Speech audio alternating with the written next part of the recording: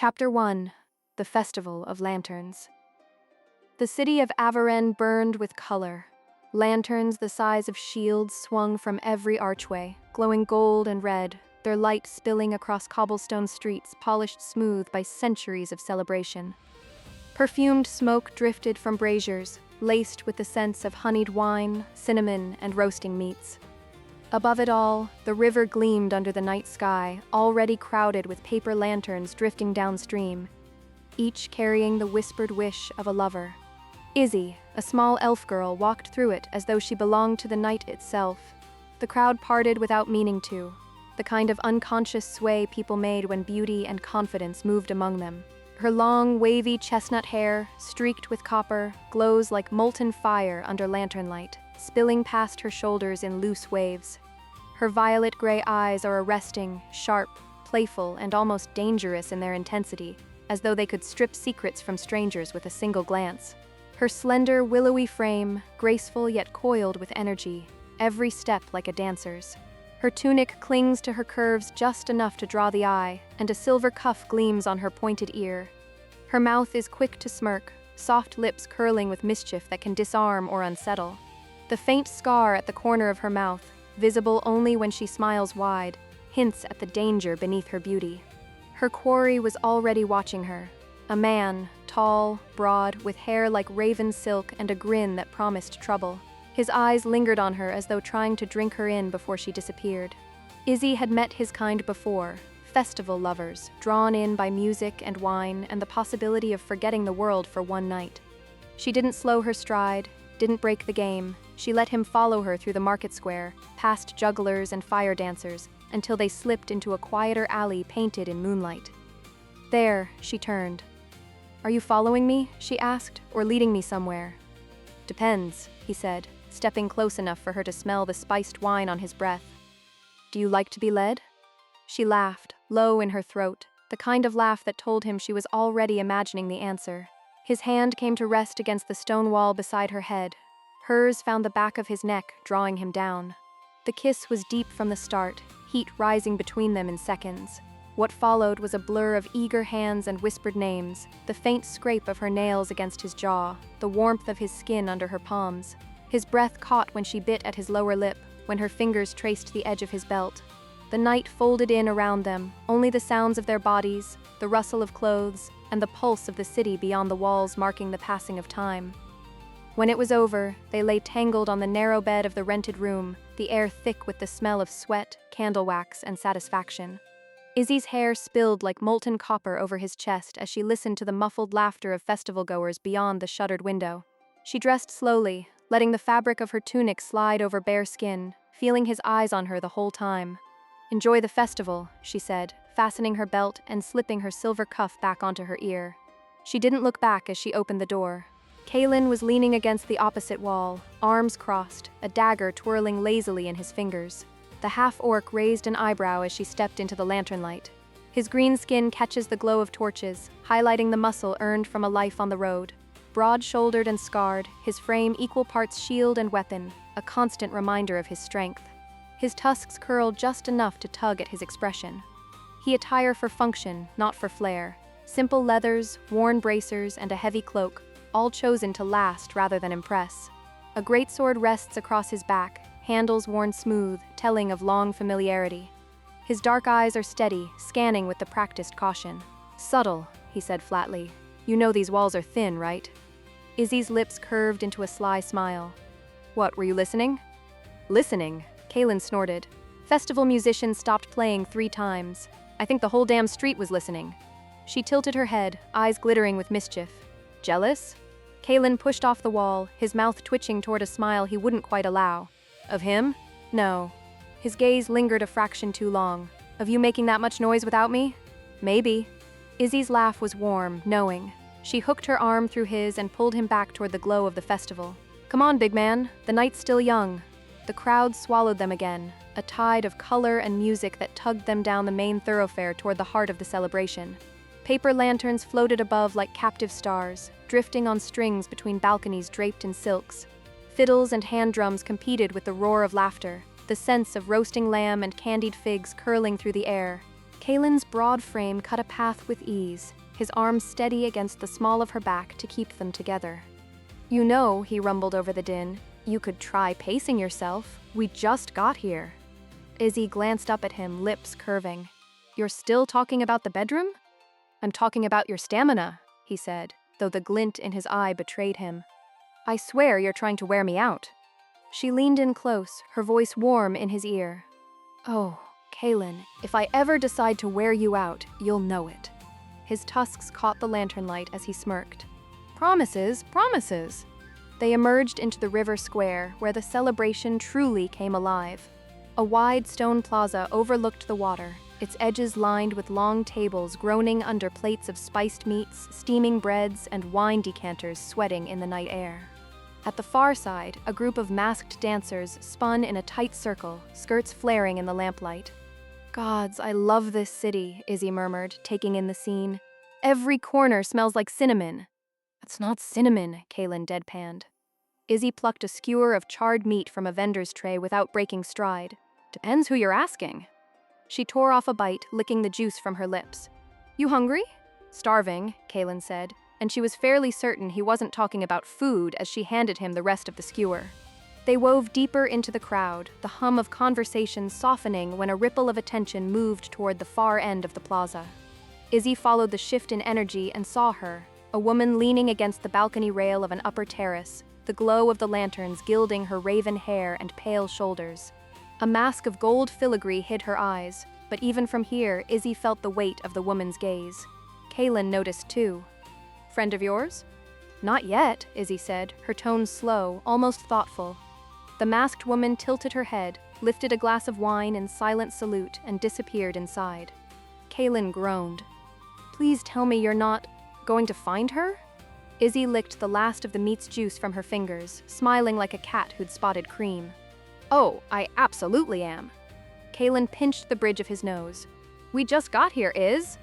She slid her arm through his again, tugging him toward the nearest set of stairs. "And isn't that wonderful?" The climb took them past balconies heavy with potted jasmine, the flower's perfume clinging to the warm night air. The music shifted here, softer, more intimate, as if the higher terraces belonged to another, more private festival entirely. "Let me guess," Kaelen murmured. "You're imagining how her lips taste." "I was," Izzi said without shame. "But now I'm imagining your face when I tell you later." "Remind me why I'm friends with you?" "Because without me, your nights would be tragically boring." The upper terrace was quieter, the noise of the plaza below softened to a distant thrum. Lantern light painted the walls in honey and rose, the air thick with jasmine and the faint bite of expensive wine. Izzi stepped onto the balcony, eyes searching for the raven-haired beauty. The gold-masked woman stood near the balustrade, wineglass in hand, looking out over the drifting lanterns on the river as though the world beyond them barely existed. "Well," Izzi murmured to Kaelen, "I think this is my cue." "Uh-huh," he said, his gaze fixed on the woman. Then his tone shifted, low, edged with warning. "Iz." He put his one hand on her shoulder. She tilted her head at him, annoyed at the sudden gravity in his voice, and then turned back toward the masked figure. As she closed the distance, the woman turned just enough for the lantern light to catch the molten silver of her eyes through the mask's filigree. Izzi stopped mid-step, her stomach tensed and her smile faded. "Oh." The woman's lips curved in a slow, knowing smile. "Hello, Izzi?" Celine Virith. Of course it was. Memories surged, hot breath in the dark, promises whispered against her skin. Then the cut of betrayal, the sting of a blade where trust had been. Izzi's throat tightened as she forced herself to hold Celine's gaze. She shoved the memory down, hard, and crossed her arms in a show of composure she didn't quite feel. "Didn't realize Avarenne was letting just anyone in for the festival this year," Izzi said. "Not just anyone," Celine replied, her voice velvet over steel. "But I heard there might be something worth seeing." Her eyes caught Izzi's, a flicker of meaning passing between them. Something old. Something powerful. The artifact of Thalen. Of course she knew. Celine always knew. Izzi was there on a tip, but if Celine was here? Maybe. Izzi's mouth went dry, though she forced a lazy shrug. Maybe. "But you're a long way from home, Celine. What's the matter? No one else to toy with tonight?" Celine stepped closer, the faint scent of cedar and smoke wrapping around Izzi like an old memory. "Oh, I have plenty of people to toy with. I'm just rather selective when it comes to who I let close." Izzi hated the way her pulse sped. "And you think you're getting close to me?" Celine tilted her head, eyes glittering with amusement. "You wanted fire. I showed you how much it could burn." Kaelen stood like a wall, one hand on his hilt and the other still on Izzi's shoulder. "What do you want, Celine?" he asked angrily. Celine's smile didn't waver as she glanced at him. Her gaze flicked back to Izzi, sharp and unreadable. Her hand flicked, and something clattered at Izzi's feet. A disc no bigger than a palm, etched with shifting symbols that writhed in the lantern light. The markings almost resembled words, but the longer Izzi stared, the less they made sense. Izzi smirked, or tried to. "You've always been generous with your warnings, Celine." "I've always been generous with you, little rabbit," Celine corrected, her voice dropping just enough to make Izzi's stomach twist again. And just like that, the conversation was over. Celine drifted back into the shadows of the terrace, the gold mask vanishing into the crowd as easily as a breath of smoke. Izzi exhaled slowly, only realizing then that her hands were clenched, face withdrawn, chest heavy. Kaelen, on edge, turned to her. "Are you all right?" "Fine. I'm fine," Izzi muttered, turning away from the terrace. "Damn, that woman—" Izzi bent down and picked up the rune. It burned warm in her hand, as though pulled from fire. "I can't make anything of this," she said. She turned to look out the terrace window. The crowd below looked different from the terrace, like a living tapestry of gold, crimson, and shadow that swayed to the rhythm of drums and laughter. Lanterns bobbed over heads, casting flickering light across strangers' faces, making it impossible to tell who might be watching her. Izzi stood at the balcony rail, her palms pressed to the cool stone. She tried to lose herself in the beauty of it, the scent of wine, the hum of conversation, the way the paper lanterns drifted like tiny glowing ships on the river's dark current. But her mind wouldn't stay still. Celine's voice clung to her, low and silken. Something old, something powerful. Izzi had heard a dozen rumors about the artifact of Thalen since leaving Valoren. Most were rubbish, drunken tavern tales about relics that could call storms or grant immortality. But this one was different. The artifact's story stretched back centuries, older than most human kingdoms, a single object capable of rewriting a moment in time. Not changing the present by force or foresight, but reaching backward, pulling at a single thread until the whole tapestry of someone's life was rewoven. Dangerous magic. The kind that was never supposed to survive. Kaelen returned from the far end of the terrace, a mug of something dark and foamy in one hand. "You've got that look again." She didn't glance at him. "What look?" "The one you get right before you do something incredibly stupid," he said, taking a sip. "And no, I'm not talking about what happened in that room earlier." She gave him a side-eye glare, but her lips curved despite herself. "Celine knows something, Kaelen. She wouldn't have brought it up unless she wants something from you," he cut in, "which she always does. It's never free." The memory of Celine's fingers on her skin flared in her mind, along with the way she'd left things the last time. The embarrassment prickled again, hot in her chest. "Doesn't mean she's wrong," Izzi said quietly. Kaelen leaned his elbows on the balcony beside her. If this thing even exists, it's not the sort of prize you just pocket and smile about. It's the sort of thing that gets kingdoms burned to the ground. And this is Celine." She stayed silent for a long moment, watching a trio of masked dancers spin below. The skirts of their dresses flashed with every turn, their faces unreadable behind porcelain masks. Secrets everywhere. Celine could be lying, but she could also be leading Izzi straight to the truth she'd been chasing for years. And if there was even a chance the artifact was here in Avarenne, passing it up wasn't an option. Izzi straightened, her decision made. "We're going after it. I will take it from her." Kaelen groaned like a man watching a cart roll downhill without brakes. "Of course we are. Why do I even—" "Because you'd miss me otherwise," Izzi said, brushing past him toward the terrace steps. "Or I'd live longer," he muttered, falling into step beside her. The steps from the upper terrace spilled them back into the crush of the festival, where the air was warmer, thicker, the press of bodies close enough to feel every brush of an elbow or swirl of perfume. Musicians played faster here, strings and drums galloping like a heartbeat, and somewhere nearby a vendor was caramelizing almonds, the sweet smell cutting through the smoke of roasting meats. Izzi's eyes swept the crowd, hunting for the gleam of a gold mask. "She moves like a ghost in these crowds," Kaelen murmured, scanning the throng. "Even when she's not trying to." Izzi's lips pressed together. Celine's not a ghost, she's a fire, and fire leaves a trail if you know how to look for it. The trail came in flickers, a flash of raven hair vanishing around a vendor's tent, a glimpse of a long silk sleeve slipping between dancers. Every time Izzi caught sight of her, Celine was already moving again, weaving through the crowd with the easy confidence of someone who knew exactly where she was going. They followed her through twisting market lanes lit by swaying lanterns. Here the noise thinned, replaced by the murmurs of couples pressed close in shadowed alcoves. The air grew cooler, the scent of river water replacing the festival's spices.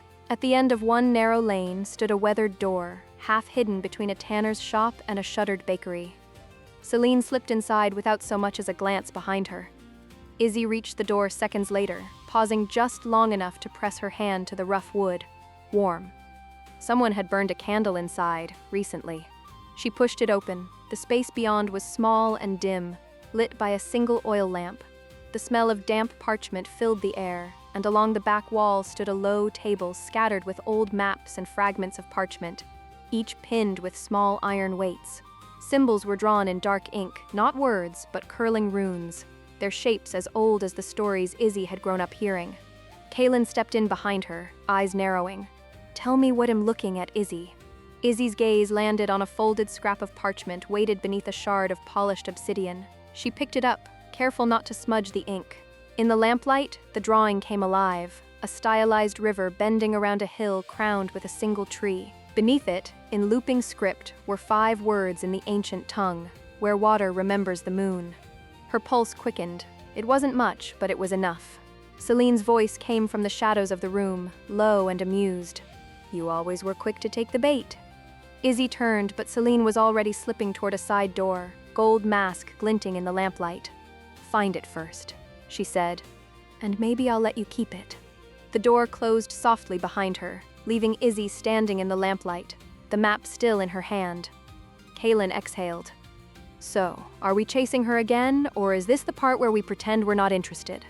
Izzi smiled faintly, tucking the parchment into her belt. "Oh, we're definitely chasing." They left Avarenne long after the music began to fade. The festival still pulsed in the heart of the city, its laughter and music drifting into the night like smoke from a dying fire.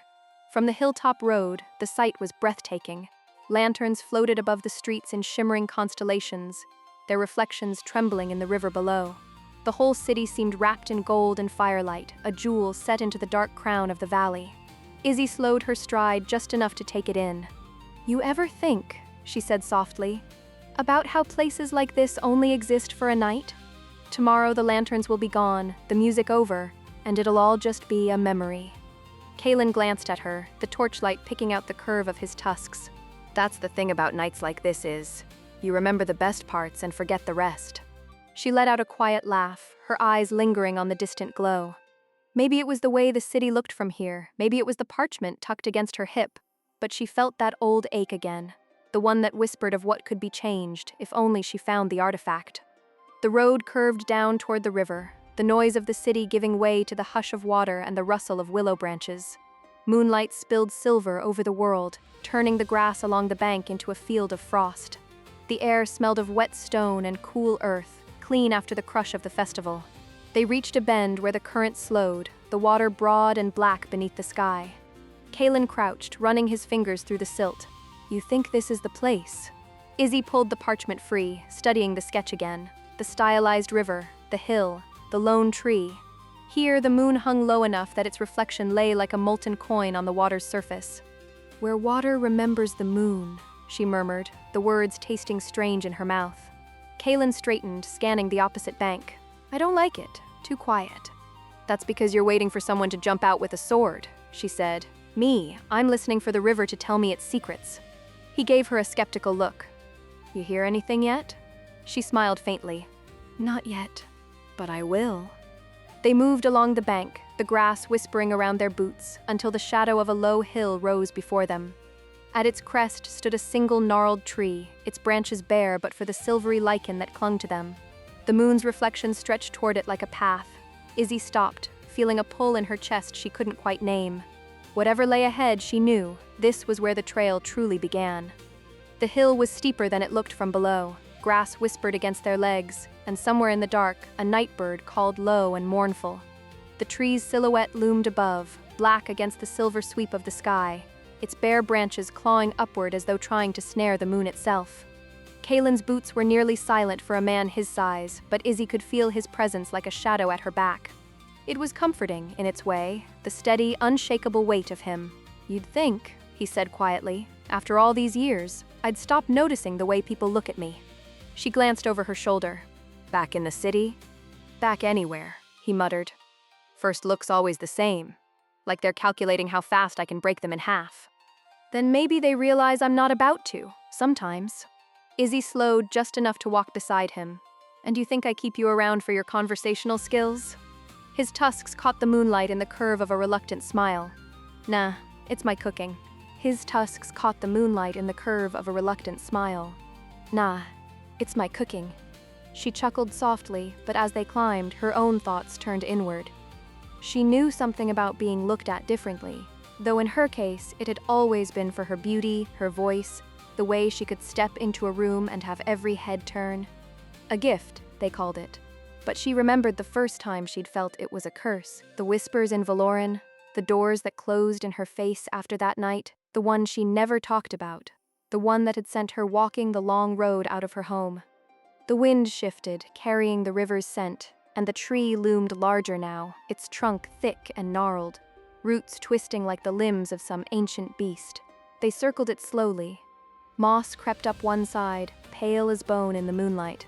In the hollow at its base, half hidden by roots, something glinted, a shard of stone, smooth and black, carved with the same curling runes that had been on Celine's map.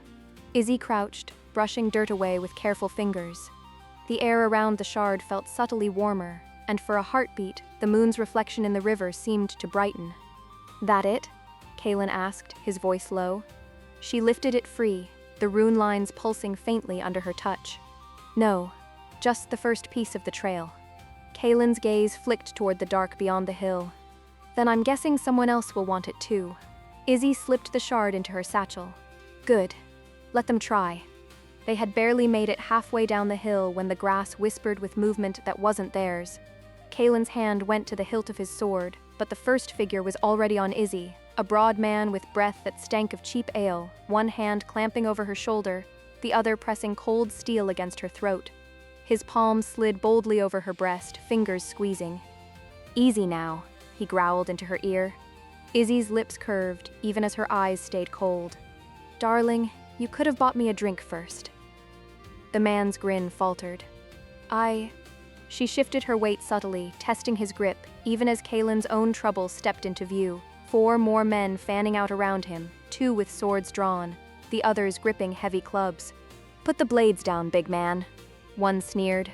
"Walk away, and we might let your lady live." Kaelen's tusked smile was slow and sharp. "She's not really the let me live type." Izzi tilted her head toward him, ignoring the blade at her throat. "You know, Kaelen, it's almost sweet how much trouble I'm worth tonight." "Sweet," he said, stepping just enough to keep all 4 in sight. "More like expensive." From the shadows at the base of the hill, Celine watched unseen, her gold mask catching a sliver of moonlight. The mercenaries didn't know it, but they were her hounds tonight, meant to flush out prey, not kill it. She leaned lightly against a tree trunk, lips curving as she saw how Izzi moved, how Kaelen's stance shifted. They were too good to waste on a first strike. The mercenary holding Izzi tightened his grip. "Last chance, elf." She cut him off with a laugh. "Darling, you really don't know who your hands are on." And before he could reply, she slammed her heel down into his boot, hard enough to hear bones crunch, her elbow driving backward into his ribs. Kaelen moved at the same moment, his blades flashing in the moonlight. The first 2 swordsmen barely got their guards up before steel kissed steel, then parted flesh. The thud of bodies hit the grass almost in unison with Izzi's attacker crashing to the ground, clutching his foot and gasping. The last 2 came at Kaelen from either side. Izzi rolled free, snatching her dagger from her belt and catching one across the thigh, sending him sprawling. The other swung for Kaelen's head, too slow. Kaelen's blade took him through the gut, the man's sword clattering into the dirt. Only one mercenary remained, the one who'd grabbed Izzi first, now limping backward, eyes wide. Kaelen stalked toward him, swords low but ready. "Remember," he said over his shoulder to Izzi, his voice almost conversational, How I told you the first thing people think when they see me is how I can break them in half? Izzi arched a brow. Yes? Kaelen grabbed the man by the collar and belt in one motion and literally snapped him backward over his knee. The sound was wet and final. That's because I can, Kaelen finished, letting the body drop. Izzi looked at him, then at the heap of mercenaries, then back at him with a slow grin. Remind me not to make you jealous. Somewhere beyond the tree line, Celine turned away, slipping deeper into the shadows. She had her proof. Izzi was on the trail, all she had to do now was follow. The river whispered beside them as they knelt at the bank, rinsing blood, mercenary and otherwise, from their hands. The water was cold enough to sting, but after the fight, it felt almost cleansing. Kaelen rolled his shoulders with a low grunt. Anything broken? Izzi prodded at her ribs, then her collarbone, before pressing her palm over her chest with a mock wince. I liked that breast. My nights are ruined. Kaelen finally looked over, one brow arched. Want me to take a look? She grinned, leaning back on her elbows. Yeah. You know, once this whole artifact mess is over, maybe we should share a room, like back in Avarenne. Kaelen snorted. Izzi, I'd have to get very drunk first. She smirked. Oh, so you have thought about it? About how drunk I'd need to be? Absolutely, he said without missing a beat. Her laughter carried over the water, warm and unguarded. For a moment, the fight, the artifact, even Celine's shadow on the trail felt far away. It was just them, the river, and the moonlight dancing on the current. By the time they finished with the mercenaries, the river's silver sheen had begun to pale into the softer glow of pre-dawn. The night's sharp edges, music, blood, laughter, blurred into something quieter, more fragile. Kaelen knelt at the bank first, plunging his hands into the water. The cold bit at his skin, sending small ripples fanning out into the current. He worked the blood from his knuckles, scrubbing until it ran clear before setting his swords in the shallows, letting the icy water strip them clean. Droplets clung to the edges, catching the faint moonlight. A few feet away, Izzi sat on a smooth, flat stone, pulling her boots off and rolling her leggings to her knees. She slipped her feet into the river with a sigh, the chill rushing over her toes and calves. She cupped water in her hands, splashing it over her arms and neck, shivering slightly as rivulets ran down her collarbone. Her hair, wild from the fight, hung loose around her face until she gathered it over one shoulder, twisting it to wring out the water. Kaelen glanced over. You're going to freeze before we even get moving. Better than smelling like a mercenary's armpit, she said, dipping a strip of cloth into the water and wiping along the line of her jaw. When she was done, she reached for her pack, pulling out a fresh tunic, the color of deep wine. She stood, turning slightly away, and pulled the damp one over her head, the fabric whispering across her skin before she slid into the dry one. The hem fell low over her hips, the sleeves loose enough to move in. Kaelen, finished with his swords, strapped them back into place before tugging his own damp shirt over his head, the muscles in his shoulders rolling with the motion. He pulled on a clean linen one, the fabric stretching briefly before settling comfortably. The air was cooler now, carrying the faint scent of damp earth and wood smoke drifting from the city behind them. On the hill above, the lanterns were still visible, glowing faintly like the last embers of a fire. Izzi pulled the folded parchment from her satchel, the one with the river's bend and the lonely tree sketched in ink. The runestone's weight pressed lightly against her hip, a reminder of the choice she'd made tonight, to follow Celine's lead, no matter how dangerous it felt. Where water remembers the moon, she murmured, as if saying it aloud might coax more meaning from it. Kaelen gave her a sidelong glance. You really think it's real, this thing you're chasing? Izzi's gaze stayed on the river. I think some things are worth chasing, even if you're not sure they exist. Behind them, unseen, a gold mask caught the first breath of dawn. Celine stood at the edge of the trees, her dark hair stirring in the breeze. She didn't move, didn't speak, just watched Izzi and Kaelen disappear into the soft light of morning. The road ahead curved out of sight, framed by fields still shrouded in mist. Izzi adjusted her satchel, and Kaelen fell into step beside her, the two of them walking toward the rising sun without looking back.